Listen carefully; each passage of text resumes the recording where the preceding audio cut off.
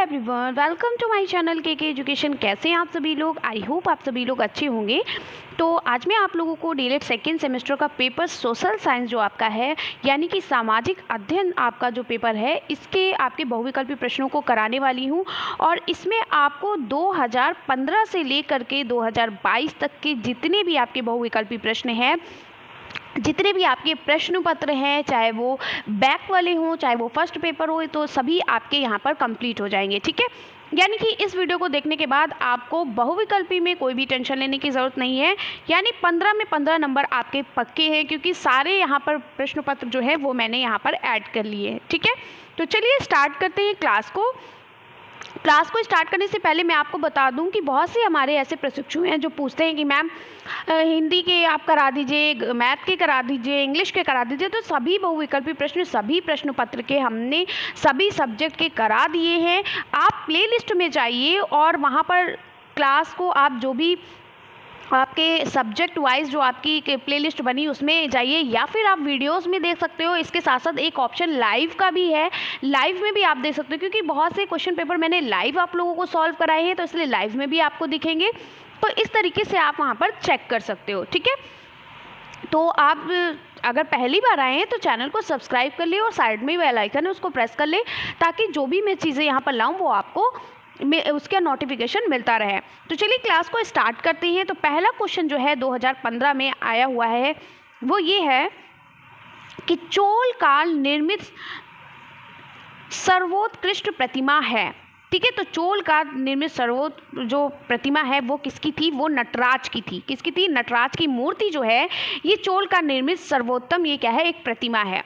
ठीक है, चलिए अगला क्वेश्चन है क्वेश्चन नंबर 82 कि वह सुल्तान जिसने कारखानों को इक्ता नाम दिया। तो आपको पता है जो इक्ता नाम किस सुल्तान ने दिया था? तो इक्ता नाम जो है वो हमारे इल्तुतमिश ने दिया था। किसने दिया था? इल्तुतमिश ने दिया था। ठीक है, चलिए आगे बढ़ते हैं आगे। और अगला है 2.5 दिन का झोपड़ा स्थित है।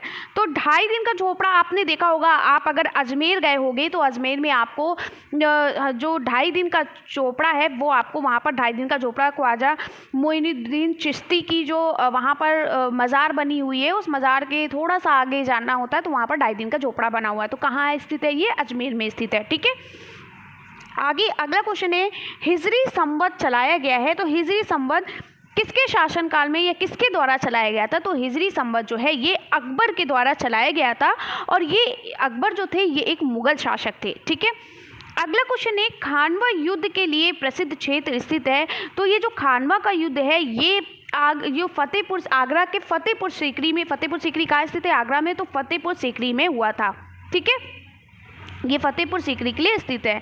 अगला क्वेश्चन है मराठों की स्वतंत्रता के युद्ध का नेतृत्व किया।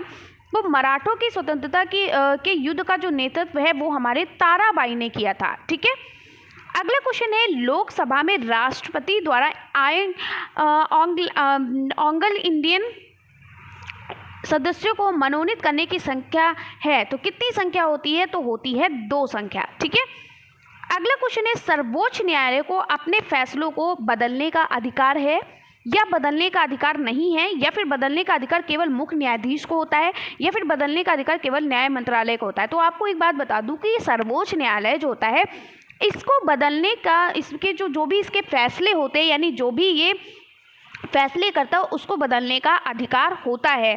ठीक है, क्योंकि ये जो फैसले जो होते हैं बदलने का अधिकार जो है ये विचार याचिका भी कर सकते हैं इस पर, और इसको बदलने का पूरा अधिकार होता है फैसलों को। ठीक है, चलिए अगला है कौन सा मौलिक अधिकार सर्वाधिक विवाद का विषय रहा है? तो संपत्ति का अधिकार जो है ये सर्वाधिक विवाद का विषय रहा है, क्योंकि ये जो है ये जो हमारा जो संविधान का जो 44वां संविधान संशोधन जब हुआ था तो उसमें ये संपत्ति का अधिकार जो है इसको क्या कर दिया गया था? हटा दिया गया था। ठीक है, कितने अधिकार थे हमारे जो है वो 7 अधिकार थे। ठीक है, पहले 7 मूल अधिकार थे संविधान संशोधन में, लेकिन जब ये संपत्ति का अधिकार हटा दिया गया तो हमारे 6 मूल अधिकार बचे हुए थे। ठीक है, जिसमें से संपत्ति का अधिकार 44वें संविधान संशोधन के अंतर्गत इसको निकाल दिया गया था। ठीक है, चलिए अगला क्वेश्चन है कि वह बजट जिसमें आय व्यय बराबर होता है। तो आपको जाहिर सी बात है कि जितना आप खर्च कर रहे हो उतना आप कमा भी रहे हो। ठीक है, तो ये होता है संतुलित बजट। ठीक है, चलिए आगे बढ़ते हैं। अगला क्वेश्चन है दामोदर घाटी योजना से संबंधित है। तो जो दामोदर घाटी योजना है ये हमारा जो है बिहार तथा पश्चिम बंगाल दोनों से क्या है, संबंधित है। ठीक है, चलिए अगला क्वेश्चन है 6 महीने की रात और 6 महीने का दिन होता है। तो 6 महीने की रात और 6 महीने का दिन उत्तरी और दक्षिणी ध्रुव व्रत पर होता है। ठीक है, 6 महीने जब क्या होता है, 6 महीने वहाँ पर जब सूर्य का प्रकाश नहीं पड़ता है तो रात होती है, और जब 6 महीने सूर्य का प्रकाश पड़ता है तो वहाँ पर क्या होता है, दिन होता है। ठीक है, चलिए अगला क्वेश्चन है तीन ओर से घिरा पृथ्वी का भाग कहलाता है। तीन ओर से मतलब कि पृथ्वी का वह भाग जो तीनों ओर से पानी से घिरा हुआ है, जल से घिरा हुआ, वो क्या कहलाता है? तो ऐसा भाग क्या कहलाता है? ऐसा भाग कहलाता है प्रायद्वीप। ठीक है, क्या कहलाता है? प्रायद्वीप। अगला क्वेश्चन है मूंगफली की खेती के लिए अधिक उपयुक्त मिट्टी है। तो देखिए मूंगफली की खेती के लिए सबसे ज़्यादा उपजाऊ मिट्टी जो होती है वो कौन सी होती है? तो वो मिट्टी जो होती है, देखिए यहाँ पर दिया गया है काली मिट्टी, लाल मिट्टी, लैटराइट मिट्टी, चिकनी मिट्टी। तो इनमें से तो कोई नहीं है। ठीक है, इस ऑप्शन पे मत जाइए, इनमें से कोई नहीं, क्योंकि मूंगफली की जो खेती होती है उसके लिए हमें किसकी ज़रूरत होती है? बलुई दोमट मिट्टी की ज़रूरत होती है, क्योंकि उसमें कैल्शियम और इसके साथ साथ जैव पदार्थ क्या होते हैं उसमें पाए जाते हैं। ठीक है, कैल्शियम और जैव पदार्थ पाए जाते हैं, इसलिए हमें क्या करना पड़ता है, हमें बलुई दोमट मिट्टी की ज़रूरत होती है। ठीक है, तो उत्तर होगा बलुई दोमट मिट्टी। अगला क्वेश्चन है सर्वाधिक लक्षण क्या है? सर्वाधिक लवणता वाला यहाँ पर होगा, लक्षणता नहीं होगा भाई, मैं कंफ्यूज हो गई। सर्वाधिक लवणता, जिसमें लवण हो, और लवण किस में पाया जाता है? नमक में पाया जाता है। ठीक है, तो सबसे ज़्यादा लवणता वाला सागर कौन सा है? मृत सागर है। ठीक है, चलिए अगला क्वेश्चन है अजमेर में किस सूफी संत की दरगाह है? तो अजमेर में ख्वाजा मोइनुद्दीन चिश्ती की दरगाह है। ठीक है, बहुत से लोग गए होंगे, उनको पता भी होगा। अगला क्वेश्चन है महमूद गजनवी। अब देखिए 2015 के क्वेश्चन खत्म हुए, वो 2016 के स्टार्ट हो गए। ठीक है, महमूद गजनवी के भारत पर आक्रमण के समय भारत आए अलबरूनी ने किस ग्रंथ की रचना की? तो जो महमूद गजनवी के भारत पर आक्रमण के समय, जब महमूद गजनवी ने भारत पर आक्रमण किया था तो उस समय अलबरूनी ने एक ग्रंथ की रचना की थी, और उस ग्रंथ का नाम क्या था? उस ग्रंथ का नाम था किताबुल हिंद। ठीक है, क्या नाम था? किताबुल हिंद। ये गलत है, बा आंसर दिया गया शाहनामा। शाहनामा जो है वो अलबरूनी ने नहीं दी थी, अलबरूनी ने एक ग्रंथ लिखा था किताबुल हिंद। ठीक है, किताब उल हिंद, और मैंने आपको इसके बारे में पढ़ाया भी है और आपको अच्छे से पता होगा। देखिए बहुत से ऐसे प्रशिक्षु हैं जो पता है क्या बोल रहे हैं, जब मैंने सोशल साइंस पढ़ाया तो वो बोले मैम इसमें से क्वेश्चन नहीं मिले। देखिए क्वेश्चन का मतलब ये थोड़ी कि मैंने वहाँ पे क्वेश्चन आंसर नहीं, बल्कि आपको चैप्टर समझाया है, और मैंने जो भी मुझसे सोशल साइंस पढ़ा है उसको अच्छे से पता है कि एक एक चीज़ को मैंने एकदम कहानी की तरीके से बताया कि चंद्रगुप्त के बाद कौन आया, उसके बाद कौन आया, उसके बाद कौन आया, इस तरीके से बहुत अच्छे से सारी चीज़ें बताई हैं। तो अगर जिन्होंने अच्छे से पढ़ा है तो वो बिल्कुल आंसर कर ले रहे होंगे। चलिए आगे है, अगला प्रश्न है दिल्ली सल्तनत के किस वंश में सर्वाधिक शासक हुए? यानी कि कौन सा ऐसा दिल्ली का सल्तनत था जिसमें सबसे ज़्यादा किस वंश में शासन चला? ठीक है, तो वो था हमारा तथाकथित दास वंश। ठीक है, अगला क्वेश्चन है प्रयाग प्रशस्ति संबंधित है, यानी प्रयाग प्रशस्ति जो है वो किससे संबंधित है? तो ये समुद्रगुप्त से संबंधित है। ठीक है, अगला है तुगलक वंश का संस्थापक था। तो तुगलक वंश का संस्थापक गयासुद्दीन तुगलक था। कौन था? गयासुद्दीन तुगलक था। ठीक है, अगला है तुगलक काल में प्रथम हिंदू राज का निर्माण हुआ जिसका नाम था, यानी कि तुगलक काल में जब पहला हिंदू राज आया तो उसका नाम क्या था? तो उसका नाम जो था वो था विजयनगर। ठीक है, किसकी स्थापना हुई थी? विजयनगर की। और इसमें जो है हरिहर और बुक्का नामक दोनों भाइयों ने विजयनगर की स्थापना की थी। कब की थी? 1336 ईस्वी में की थी। ठीक है, तो तुगलक काल में प्रथम हिंदू राज का निर्माण दो भाइयों ने मिलकर निर्माण किया जिसका नाम था विजयनगर में हिंदू धर्म का निर्माण किया सबसे पहले, और इस विजयनगर का निर्माण जो है दो भाइयों ने किया था, क्या है? हरिहर और बुक्का ने। चलिए आगे बढ़ते हैं, चीनी यात्री के हेन स्वांग किस उद्देश्य से भारत आया? तो देखिए आपने बहुत अच्छे से पढ़ा होगा, जब मैंने आपको हेन स्वांग के बारे में बताया था, जब बौद्ध धर्म के बारे में आपको पढ़ा रही थी, तो आपको याद होगा कि एक चीनी यात्री आया था।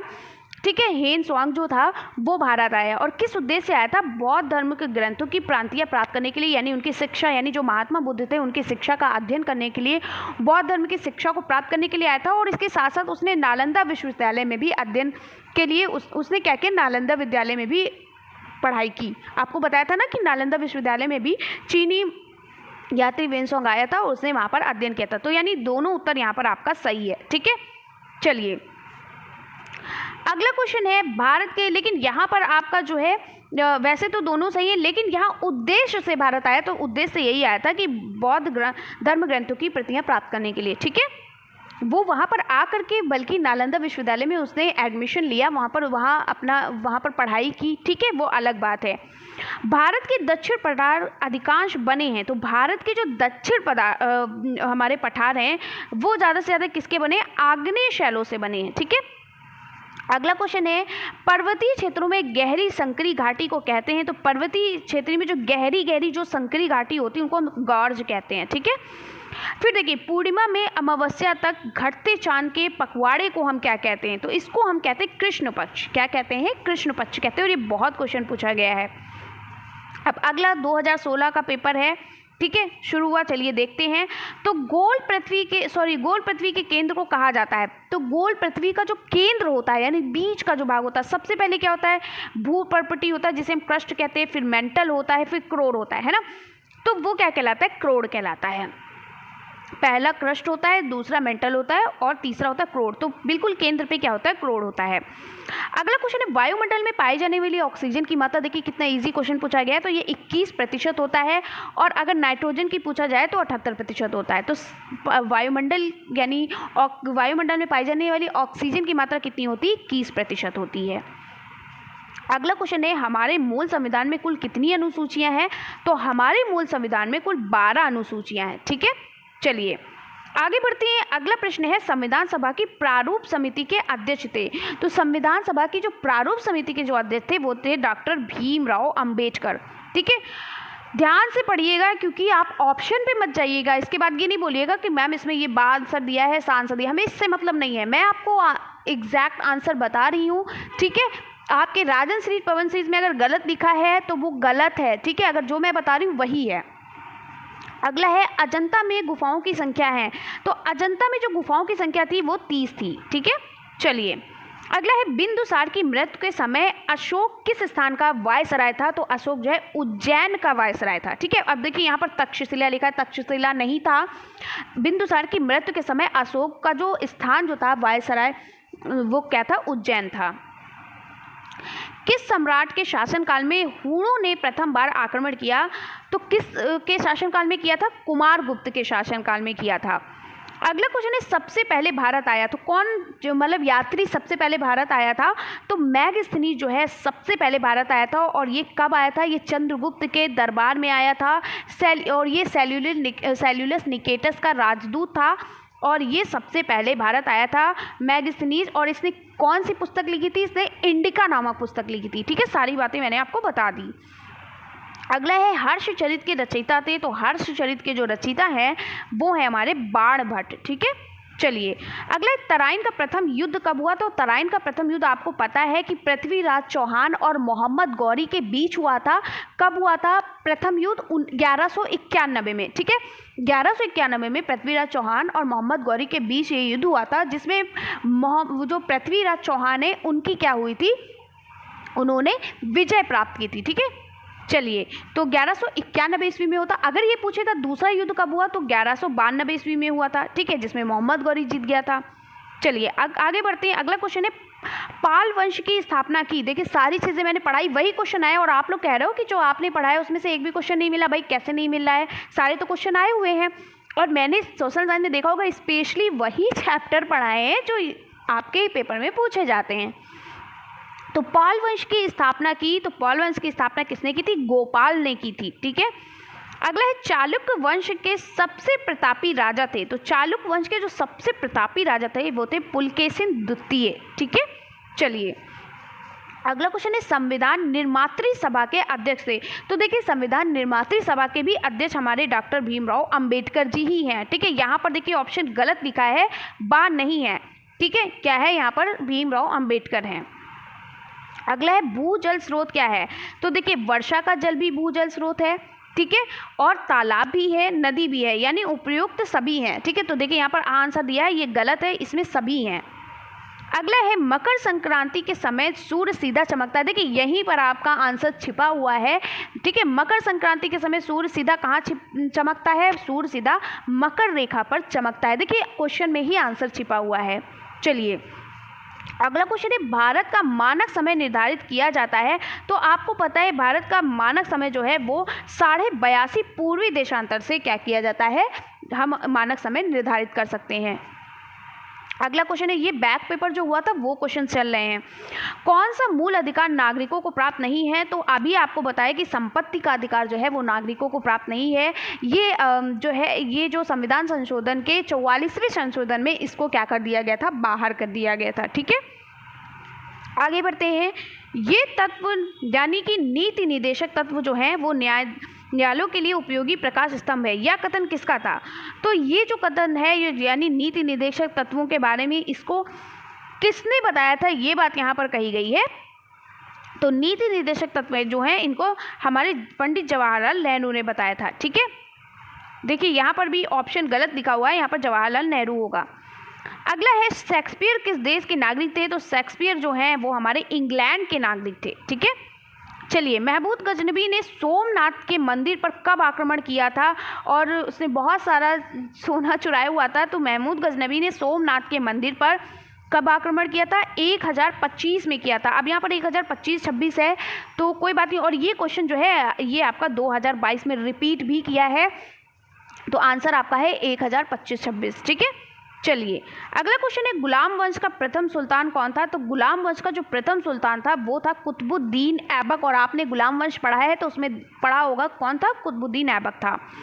अगला है, गयासुद्दीन बलबल दिल्ली का शासक बना। तो गयासुद्दीन बलबल जो है वो दिल्ली का शासक कब बना था? और आपको एक चीज़ और बता दूं, ये जो गुलाम वंश है इसको हम दास वंश के नाम से भी जानते हैं। ये बात मैंने आपको बताई थी और ये भी बताया था कि इसका प्रथम सुल्तान जो था वो कुतुबुद्दीन ऐबक था, ठीक है। गयासुद्दीन बलबन दिल्ली का शासक कब बना? तो गयासुद्दीन बलबन जो है 1266 में दिल्ली का शासक बना था। अगला है, दिल्ली में लोधी वंश की स्थापना किसने की थी? तो दिल्ली में लोधी वंश की स्थापना जो है वो किसने की थी? वो हमारे बहलोल लोधी ने की थी, ठीक है। फिर है, तालीकोट का युद्ध हुआ था। तो तालीकोट का युद्ध जो है 1565 ईस्वी में हुआ था। अगला है, विजयनगर साम्राज्य की स्थापना व्यवस्था में राज्य को कितने प्रांतों में बांटा गया? तो आपको पता है 6 प्रांतों में बांटा गया था और मैंने 6 के 6 प्रांत आपको बताए भी थे। अगला है, पृथ्वी का आकार कैसा होता है? तो आपको पता है पृथ्वी का आकार कैसा होता है, गोल होता है, ठीक है। चलिए, आपने ग्लोब देखा है ना, गोल गोल। अगला है, भारत में ग्रीष्मकालीन वर्षा का मुख्य कारण क्या है? तो मानसूनी हवाएं जो हैं ये ग्रीष्मकालीन वर्षा का मुख्य कारण होती हैं, ठीक है, जिसे हम मौसमी हवाएं भी कहते हैं, ठीक है। अगला है, संविधान लागू किया गया। तो संविधान हमारा कब लागू किया गया था? तो सन 1950 में हमारा संविधान लागू किया गया था। ये सभी क्वेश्चन बहुत इंपॉर्टेंट है। अगला है, सेल्यूकस तथा चंद्रगुप्त मौर्य के बीच युद्ध हुआ। तो ये जो सेल्यूकस निकेटस था ना, आपको पता है, और चंद्रगुप्त मौर्य, तो इनके बीच युद्ध जो है वो हुआ था 305 ईसा पूर्व में हुआ था। और आपको बता दें इसमें क्या होता है, इसमें जो सेल्यूकस निकेटस है ये क्या किया, ये जो है हारने लगा। जब ये हारने लगा तो इसने चंद्रगुप्त मौर्य से क्या कर लिया, समझौता कर लिया और इसने अपनी पुत्री की शादी किससे कर दी, यानी अपनी बेटी की शादी चंद्रगुप्त मौर्य से कर दी, ठीक है। चलिए आगे बढ़ते हैं। अगला है, मौर्य साम्राज्य का अंतिम सम्राट कौन था? तो मौर्य साम्राज्य का अंतिम सम्राट हम कौन बना था? तो मौर्य साम्राज्य का अंतिम सम्राट जो है बृहदत्त बना था, ठीक है। अगला है, गुप्त संवत का प्रारंभ वर्ष है, यानी गुप्त संवत का प्रारंभ किस वर्ष हुआ था? तो 319 ईस्वी में हुआ था। अगला क्वेश्चन है, दशावतार मंदिर किसमें है? ठीक है, तो दशावतार मंदिर जो है ये देवगढ़ में है और बहुत इंपॉर्टेंट क्वेश्चन है, ये टेट सीटेट में भी पूछा जाता है। फिर क्या, पॉल वंश की स्थापना किसने की? तो पॉल वंश की स्थापना गोपाल ने की। और देखिए क्वेश्चन फिर से रिपीट किया हुआ है, ठीक है, ऐसे क्वेश्चन जरूर पढ़ें। अब सम्राट अशोक के पिता थे, सम्राट अशोक के पिता का नाम क्या था? बिंदुसार था, ठीक है। अगला है, बाघ की गुफाएं कहाँ है? तो आपको पता है एमपी में बाघ की गुफाएं हैं, ठीक है, यानी मध्य प्रदेश में। मुद्रा राक्षस नाटक के लेखक कौन थे? तो विशाख दत्त थे। बहुत ही इंपॉर्टेंट क्वेश्चन है, यूपी टेट सीटेट में भी पूछा जाता है और देखिएगा ये पूछा जाएगा कि मुद्रा राक्षस नाटक के लेखक कौन थे? विशाख दत्त थे। और आपको एक बात बता दूं, ये आपके सोशल साइंस में तो पूछा ही जाता, बल्कि आपके जो टेट सीटेट की जो संस्कृत होती है उसमें भी ये बहुत पूछा जाता है कि मुद्रा राक्षस नाटक के लेखक कौन थे। अगला क्वेश्चन है गुप्त काल की भाषा थी, तो संस्कृत भाषा थी गुप्त काल की। फिर क्वेश्चन है सल्तनत काल में सैनिकों को नगद वेतन देने की प्रणाली अपनाई, तो ये हमारे अलाउद्दीन खिलजी ने अपनाई थी। ठीक है, आपने अगर वो पद्मावत मूवी थी ना, अगर उसको देखा होगा, अलाउद्दीन खिलजी का रोल वहाँ पर देखा होगा, तो आपको पता होगा वहाँ पर ये चीज़ बताई भी गई है। ठीक है, अगला है पृथ्वीराज रासो के अनुसार राजपूतों की उत्पत्ति हुई, तो प्राचीन क्षत्रियों से हुई थी। किससे हुई थी? प्राचीन क्षत्रियों से हुई थी।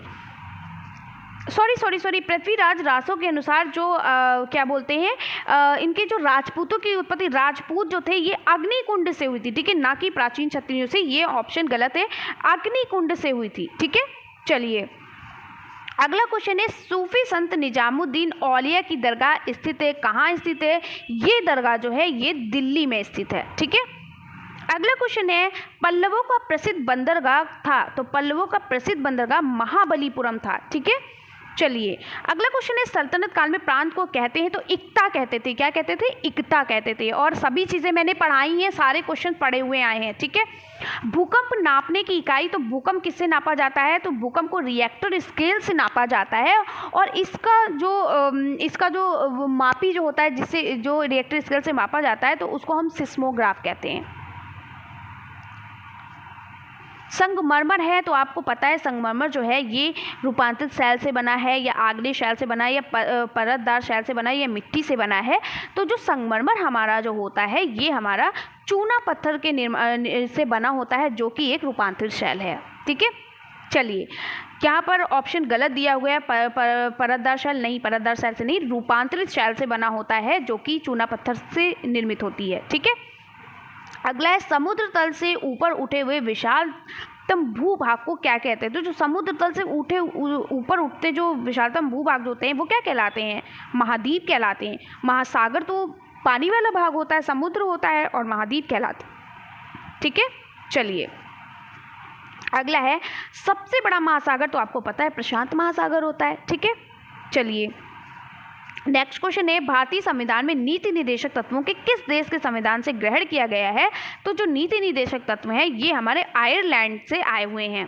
ठीक है, अगला है निजी और सार्वजनिक दोनों क्षेत्रों का सह अस्तित्व पाया जाता है, तो इसे मिश्रित अर्थव्यवस्था में ये लाया जाता है। ठीक है, इसको मिश्रित अर्थव्यवस्था कहते हैं।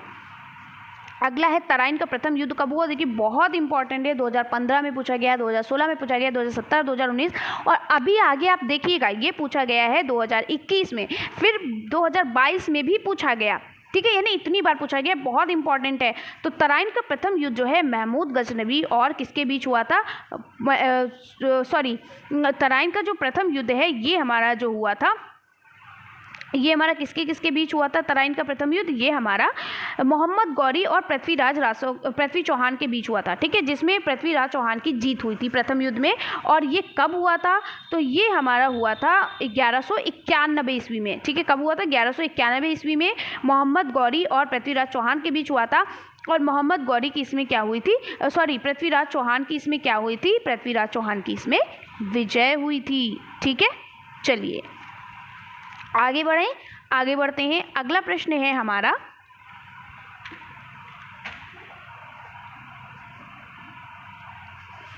दिलवाड़ा का जैन मंदिर स्थित है, तो दिलवाड़ा का जैन मंदिर कहाँ स्थित है? दिलवाड़ा का जैन मंदिर जो है ये राजस्थान में स्थित है। ठीक है, कहाँ स्थित है? राजस्थान में स्थित है। ठीक है,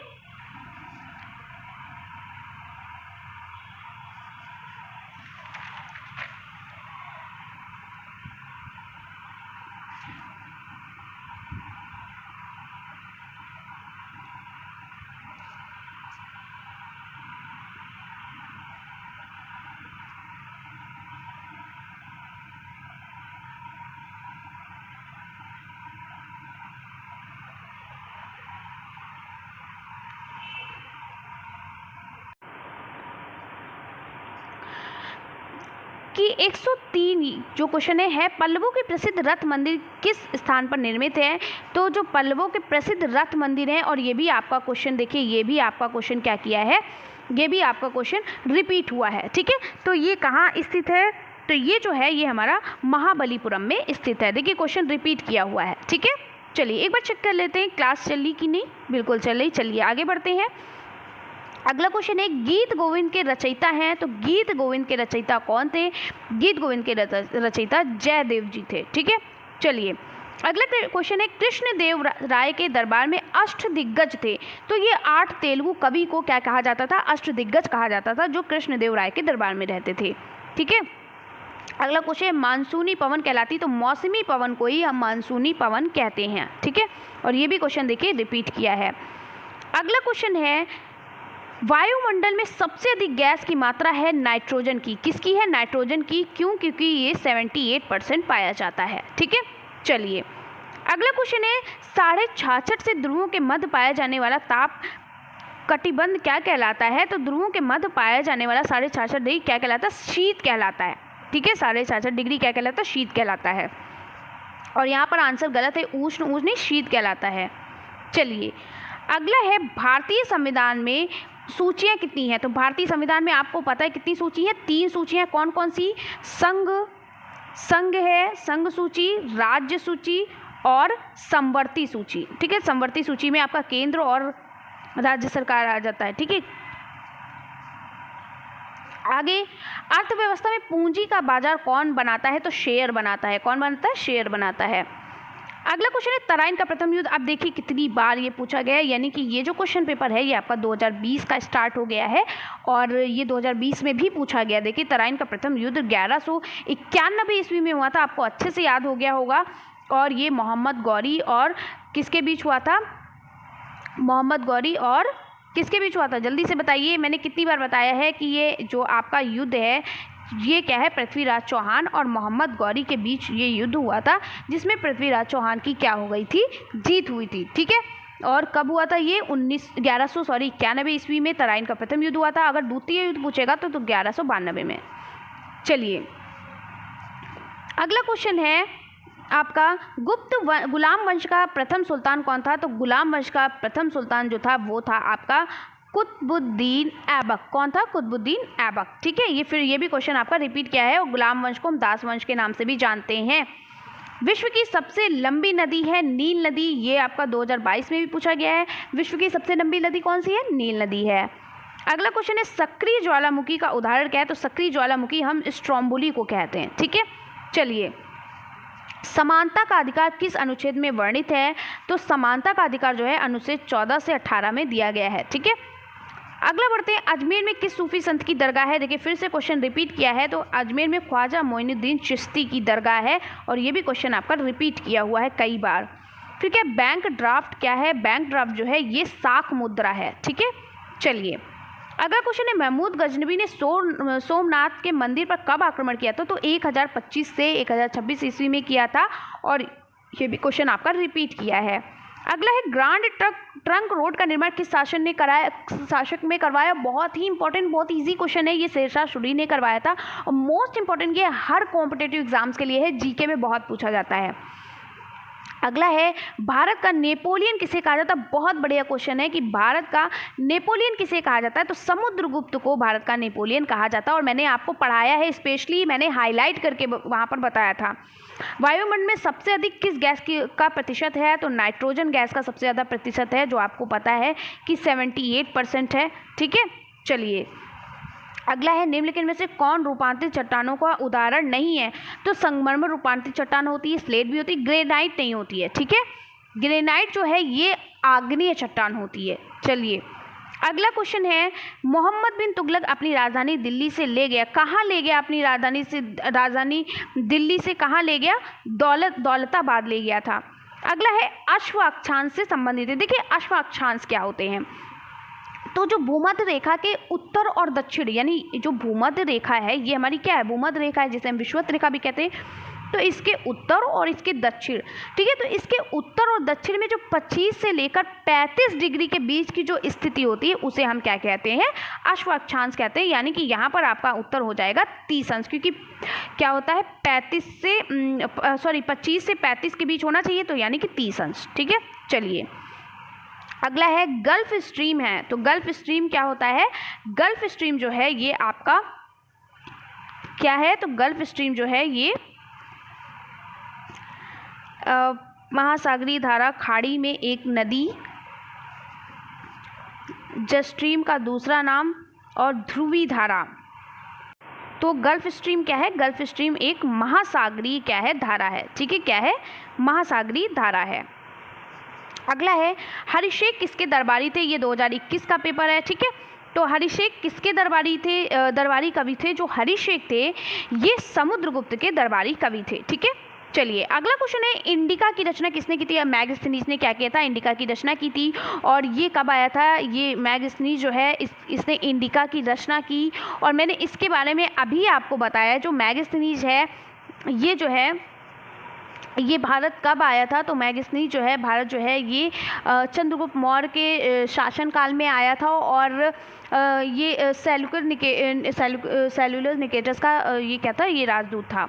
ठीक है, चलिए चतुर्भुज मंदिर कहाँ स्थित है? तो चतुर्भुज मंदिर जो है ये हमारा खजुराहो में स्थित है। ठीक है, कहाँ स्थित है? ये खजुराहो में स्थित है। अगला है पत्र मुद्रा के प्रकार हैं, तो चेक है, हुंडी है, बॉन्ड है, ये सभी क्या हैं? ये सभी आपके पत्र मुद्रा के प्रकार हैं। अगला है भारतीय अर्थव्यवस्था के समक्ष प्रमुख चुनौती हैं, तो आपको पता है जनसंख्या वृद्धि भी है। ठीक है, जनसंख्या में वृद्धि होना, बेरोजगारी होना, जितनी भी जनसंख्या बढ़ेगी उतना ही अर्थव्यवस्था कम होगी, बेरोजगारी की वजह से भी होती, कृषि की दयनीय स्थिति यानी कि उनकी दयनीय स्थिति के कारण भी होती है, तो उपरोक्त सभी। अगला क्वेश्चन है देवनागरी लिपि में हिंदी संघ की राजभाषा हो, संविधान की किस धारा में बताया गया था? तो ये संविधान की धारा 343 में कहा गया था कि जो हिंदी जो है वो हमारी राजभाषा हो। अगला है शिक्षा संविधान की किस अनुसूची का विषय? तो आपको पता है समवर्ती सूची का विषय है, क्योंकि इसमें हमारा जो है क्या बोलते हैं दोनों कानून चलाया जाए, यानी कि यहाँ पर राज्य भी और यहाँ पर आपका क्या बोलते हैं केंद्र भी, और राज्य सूची दोनों, केंद्र सरकार और राज्य सरकार दोनों यहाँ पर अपना अपना काम करें। ठीक है, दोनों मिलकर काम करें। उपभोक्ता जागरूकता की प्रमुख विशेषता क्या है? तो उपभोक्ता जागरूकता की प्रमुख विशेषता है सूचनाओं का ज्ञान। जैसे आप किसी प्रोडक्ट, उपभोक्ता जागरूकता का मतलब होता है यानी कि आप किसी प्रोडक्ट को खरीद रहे हो, तो उस प्रोडक्ट को आपको उसकी क्या होनी चाहिए? उसकी सूचना होनी चाहिए, उसकी तार्किक सोच होनी चाहिए कि ये प्रोडक्ट सही है कि नहीं, उसके बारे में सारी जानकारी होनी चाहिए, क्रियाशीलता होनी चाहिए, यानी कि उपरोक्त सभी। ठीक है, अगला क्वेश्चन, पृथ्वी को कितने गोलार्धों में बांटा गया है? तो पृथ्वी को आपको पता है 2 गोलार्ध में बांटा गया, एक उत्तरी और दक्षिणी। ठीक है, हमारा पृथ्वी है एक ऊपर उत्तरी और दक्षिणी 2 गोलार्ध में बांटा गया है।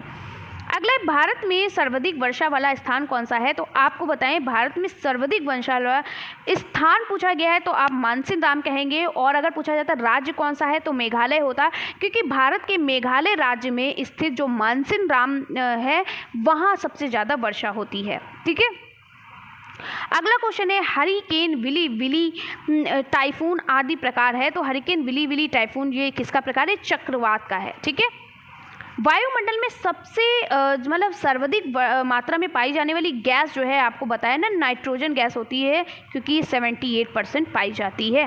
ठीक है, आगे बढ़ते हैं। अगला क्वेश्चन है सूर्य का प्रकाश पृथ्वी तक पहुंचने में कितना समय लगा था? तो आपको पता है 8 मिनट लगाता है, तो यहाँ पर क्या है 8 मिनट 3 सेकेंड। ठीक है, चलिए अगला क्वेश्चन है दक्षिण की, यहाँ पर दक्षिण नहीं होगा, दक्कन की है ना, दक्कन की लोमड़ी उपनाम से जाना जाता है फतेह उल्लाह, इमाद शाह, इब्राहिम, बरौलुल मुल्क, फिरोज, इसमें से तो कोई भी नहीं है, इसमें से कोई भी नहीं है। ठीक है, और जब इस तरीके के ऑप्शंस आइए आपका 2021 का पेपर, आपको बता दें, आप सोच रहे होंगे कि ये खुद ही ये 21 का पेपर है, इसमें क्यों आंसर्स नहीं दिया है? तो अगर इस तरीके के क्वेश्चंस आते हैं तो वो उसमें आपको नंबर मिलता है। ठीक है, जब ऑप्शन में आपका आंसर ही नहीं तो उसका नंबर मिलता है। तो ये जो क्वेश्चन है दक्कन की लोमड़ी जो है ये उपनाम, किस उपनाम से जाना जाता है? तो ये अमीर अली वरीद के नाम से जाना जाता है। ठीक है, किसके नाम से? अमीर अली वरीद के नाम से। अगला है तराइन का युद्ध कब हुआ? देखिए फिर से वही क्वेश्चन पूछा गया। तो देखिए यहाँ पर तो तराइन के 2 युद्ध हुए थे। ठीक है, मोहम्मद गौरी और क्या बोलते हैं पृथ्वीराज रासो के बीच हुआ था ना तराइन का युद्ध। तो मोहम्मद गौरी और पृथ्वीराज रासो के बीच जब तराइन का युद्ध हुआ था तो इसमें 2 युद्ध हुए थे। ठीक है, एक पहला युद्ध, द्वितीय, लेकिन यहाँ पर तराइन का युद्ध से पूछा गया है तो सबसे पहले आप किसको वरीयता दोगे? सबसे पहले आप प्रथम युद्ध को दोगे, क्योंकि पहले शुरुआत तो वहीं से हुई। तो हमारा आंसर होगा 1191 ईस्वी। तो ये आपको दिमाग लगा लिया, वहाँ पर कंफ्यूज नहीं हो जाना 92 होगा कि 91 होगा। तो जो पहला युद्ध हुआ, भाई पहला होगा तभी तो दूसरा होगा, तो यानी कि पहला युद्ध यहाँ पे पूछा गया, थोड़ा सा क्वेश्चन को हटकर बना दिया है। अब यहीं पे कन्फ्यूज़न हो जाती है, ठीक है, तो कंफ्यूज नहीं होना है। यानी कि जब कोई आप चीज़ पहले करते हो उसके बाद दूसरी चीज़ करोगे ना, तो पहला युद्ध कब हुआ था, 1191 ईस्वी में हुआ था, तो इसीलिए इसका ऑप्शन सा जो है वो सही होगा। अगला क्वेश्चन है, अब देखिए 2022 का पेपर स्टार्ट होता है ऑलरेडी। मेरे पास इसका पेपर था तो मैं पेपर ही डायरेक्ट ले आई हूँ। हर्षचरित के रचयिता कौन थे, और ये देखिए फिर से क्वेश्चन रिपीट किया है, बाणभट्ट कौन थे, बाणभट्ट, और ये क्वेश्चन देखिए फिर से रिपीट किया हुआ है, ठीक है। अगला क्वेश्चन है, चालुक्य वंश का सबसे प्रतापी राजा कौन है, तो अभी मैंने आपको बताया था पुलकेशिन द्वितीय जो था वो चालुक्य वंश का सबसे प्रतापी राजा था। सारे क्वेश्चन रिपीट किए हैं, इसलिए कह रहे हैं सिर्फ और सिर्फ प्रीवियस क्वेश्चन पे पढ़ लीजिए तो भी आप आराम से नंबर ले आएंगे। अगला है वी आकार, यानी जो वी आकार की घाटी है, ये घाटी नदी के किस मार्ग से बनती है, तो जो वी आकार की जो है ये घाटी नदी किससे बनती है, ये निचले मार्ग से बनती है, ठीक है। चलिए अगला क्वेश्चन है, पृथ्वी का औसत घनत्व क्या है, तो पृथ्वी का औसत घनत्व जो है वो 5.5 है। नेक्स्ट क्वेश्चन है, भृगु का निर्माण कहाँ होता है, तो भृगु का निर्माण जो है ये समुद्र में के किनारे होता है, ठीक है, इनकी लहरों के द्वारा होता है। फिर क्या है, प्रारूप समिति के अध्यक्ष कौन थे, देखिए फिर से क्वेश्चन रिपीट किया है, प्रारूप समिति के अध्यक्ष, और याद कर लीजिएगा, एकदम दिमाग में बसा लीजिएगा, डॉक्टर भीमराव अम्बेडकर हैं। नेक्स्ट क्वेश्चन है, ज्वालामुखी उद्गार से प्राप्त द्रव पदार्थ जो है वो भूतल पर मिलता है। जब ज्वालामुखी से जो भी पदार्थ निकलता है, जैसे ज्वालामुखी से उसके लावा, क्या कौन सा निकलता है, लावा निकलता है ना, तो लावा है। अगला है सापेक्ष, अब देखिए कितना आंसर क्वेश्चन मतलब इजी पूछा था। सापेक्ष आर्द्रता मापी जाती है, तो सापेक्ष आर्द्रता जो है वो हाइग्रोमीटर कहलाती, क्या कहलाती, हाइग्रोमीटर, ठीक है। चलिए अगला है, सर्वाधिक लवणता वाला सागर कौन सा है, फिर से वो क्वेश्चन रिपीट किया है, तो सबसे ज़्यादा लवणता वाला जो सागर है वो है मृत सागर, ठीक है। चलिए आगे बढ़ते, अगला है, धन्वंतरी किस काल के महान वैद्य थे, और आपको पता होगा, सभी को पता होगा जिन्होंने पढ़ा होगा कि धन्वंतरी जो है ये किस काल के थे, गुप्त काल के थे, ठीक है। चलिए अगला है, अलाउद्दीन खिलजी ने कितने वर्ष शासन किया है, 20 साल तक शासन किया था। पता है कब से ये शासन किया था, याद होगा शायद आपको, 1296 से शायद था, 1296 से 1316 ईस्वी तक, ठीक है, 20 वर्ष तक किया था। अगला क्वेश्चन है कि क्या लिखा हुआ है कि मत विलास प्रहसन नामक पुस्तक के लेखक कौन थे, तो ये जो लेखक थे वो थे महेंद्र वर्मन। अगला है, जौहर प्रथा का प्रचलन था, आपको पता है जौहर प्रथा जो है राजपूत काल में हुआ था, आपको पता है, जो राजस्थान राज्य में स्थित है, ठीक है, राजपूत काल, ये राजस्थान राज्य के लोग जौहर प्रथा वहाँ पर प्रचलित हुई थी। अगला क्वेश्चन है, वह बजट जिसमें आय व्यय बराबर होता है, देखिए फिर से क्वेश्चन रिपीट किया है, तो जब जितना आप खर्च करोगे उतना आपको मिल जाएगा, तो ये हमारा होता है संतुलित बजट, ठीक है, बजट। फिर क्या है, भारतीय कृषि में निम्न उत्पादकता का कारण क्या है, तो भारतीय कृषि में निम्न पिछड़ी तकनीक है, जोत का छोटा आकार, ठीक है, साग का प्रभाव, जोत का छोटा आकार यानी कि छोटे छोटे टुकड़ों में खेतों को बोना, इस तरीके से साग का प्रभाव सभी है, ठीक है, उपरोक्त सभी। तो इस तरीके से आपके 2022 के भी क्वेश्चन पेपर मैंने आपको सॉल्व करा दिया। तो कैसी लगी वीडियो कमेंट्स में ज़रूर बताइएगा। अगर वीडियो अच्छी लगी है तो प्यारा सा एक लाइक करिए और वीडियो को देखिए ज़्यादा से ज़्यादा शेयर करिए, यानी जितने भी हमारे डीएलएड सेकेंड सेमेस्टर के प्रशिक्षु हैं सभी इस वीडियो को देखें। जो भी आप सभी को इस वीडियो को सभी ग्रुप में शेयर करें, ठीक है, कॉलेज ग्रुप में जो भी जहाँ से भी आप पढ़ रहे हो सभी ग्रुप में इसको शेयर करें, और जितने भी हमारे डीएलएड के प्रशिक्षु हैं वो लाभ इसका उठा सकें। तो ज़्यादा से ज़्यादा वीडियो को शेयर करें ताकि सभी लोग पढ़ लें, सभी का पेपर अच्छा हो, और पढ़ना स्टार्ट कर दीजिए। और मुझे पता है कि आप लोगों ने स्टार्ट कर दिया होगा, अब क्या देर आप कर सकते हो, ठीक है, अभी तक आपने नहीं पढ़ा है तो बिल्कुल स्टार्ट कर दीजिए और प्रीवियस ईयर क्वेश्चन पेपर को ही रट डालिए, ठीक है। अगर आपने अभी तक कुछ नहीं पढ़ा है तो सिर्फ मैं यही सॉल्यूशन दूंगी, आप प्रीवियस ईयर क्वेश्चन पेपर पढ़ो, और जो मैं महामैराथन क्लास में कुछ इंपॉर्टेंट क्वेश्चन जो लगेगा कि इस साल ये पूछा जा सकता है उसको भी मैं कराऊंगी, तो वो भी आप पढ़िएगा। और जो भी आपको चीज़ें नहीं समझ में आ रही, यानी आपको उसको डिटेल में समझना है, तो आप प्लेलिस्ट में जाके सारी क्लासेस को चेक कर सकते हो, क्लासेस पढ़ सकते हो। ये जो आपकी देखिए जो मौर्य वंश, गुप्त वंश, ये जितने भी वंश है इसको आप एक बार क्लासेस में पढ़ लीजिए। प्लीज़ आप उसको एक बार सुन लीजिए। सिर्फ मैंने स्टोरी के माध्यम से पढ़ा, एकदम जैसे बच्चों को कहानियाँ सुनाते हैं ऐसे मैंने पढ़ाया। अगर आप ऐसे पढ़ लोगे सारी चीज़ें आपको याद हो जाएंगी। इसके बाद देखिए क्वेश्चन भी सॉल्व करवाएं, यानी करवाने के बाद आपको याद होगा कि मैंने क्वेश्चन भी सॉल्व करवाए हर चैप्टर के बाद। तो आप इस तरीके से पढ़ लोगे तो आपका ही फ़ायदा है। और जो भी कोई प्रॉब्लम है आप बताइएगा, और जो भी आपको नहीं समझ में आया आप कमेंट्स में बताइएगा, मैं आपको सारी चीज़ें बताऊंगी। और आप ज़्यादा से ज़्यादा कोशिश करें कि ज़्यादा से ज़्यादा टाइम सिर्फ और सिर्फ आप अपनी स्टडी पर दीजिए, आप पढ़ना स्टार्ट कर दीजिए। तो मिलते हैं इसी तरीके से नेक्स्ट वीडियो में, तब तक के लिए बाय बाय, टेक केयर।